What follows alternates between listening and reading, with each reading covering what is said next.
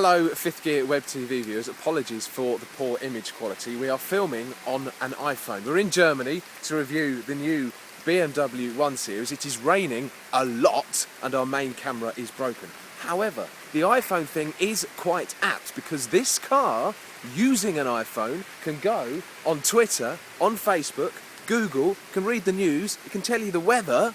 So let's find out if it's any good. Let's give it a poke. Let's see if it's worth a like. I've never seen so much rain.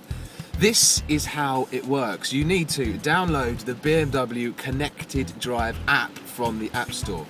And then you plug it in to the car in here.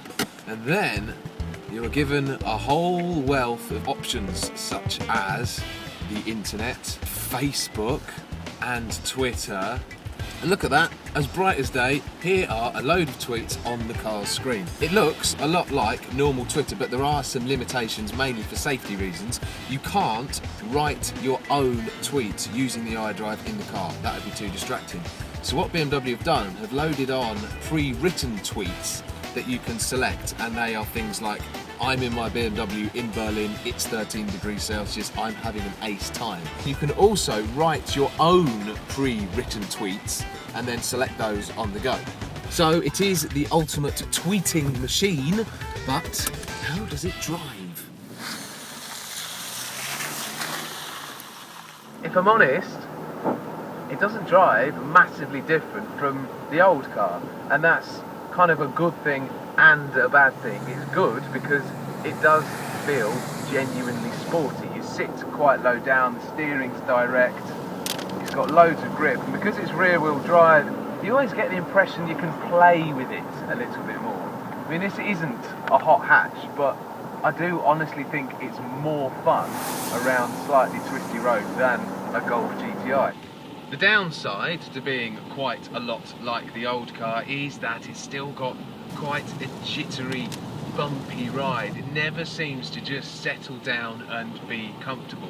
I expect, in fairness, that this particular car is worse than most because it's fitted with the optional sport suspension, and if I'm honest, it is just too hard. It's worth mentioning, however, that all models come as standard with drive performance control, so you can adjust the throttle and the steering and the suspension to be sportier or more comfortable.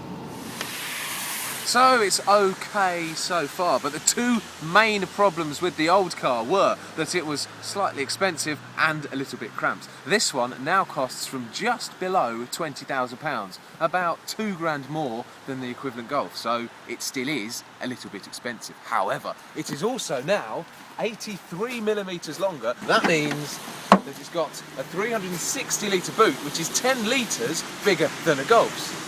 But it's not all good news. Watch this.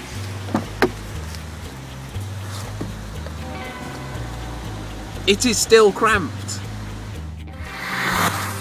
The new 1 Series comes with 3 diesel engines and 2 brand new petrol engines. This one is the 118i. It's a twin-scroll turbocharged 1.6 litre engine with 170 horsepower. For the time being at least, it's the most powerful petrol you can get. And it is quite a brilliant engine. There's loads of nice low-down twists so you don't have to spank it. But what's taken me by surprise is the fact that the power builds really nicely when you put some revs on it as well. So you get the best of both worlds, of a strong, torquey low end, and you get a nice revvy top end as well. As is often the case with BMWs, it's incredibly frugal as well as being fast. So it takes about 7.5 seconds to get to 60, but also does 48 miles per gallon and only costs 115 quid a year to tax. If you want the cheapest to run 1 Series though, it has to be a diesel. All of the current diesels do over 60 miles per gallon and only cost £30 a year to tax. And next year, there'll be an eco-dynamics model that won't cost a single penny for your taxes. So, BMW 1 Series review on an iPhone.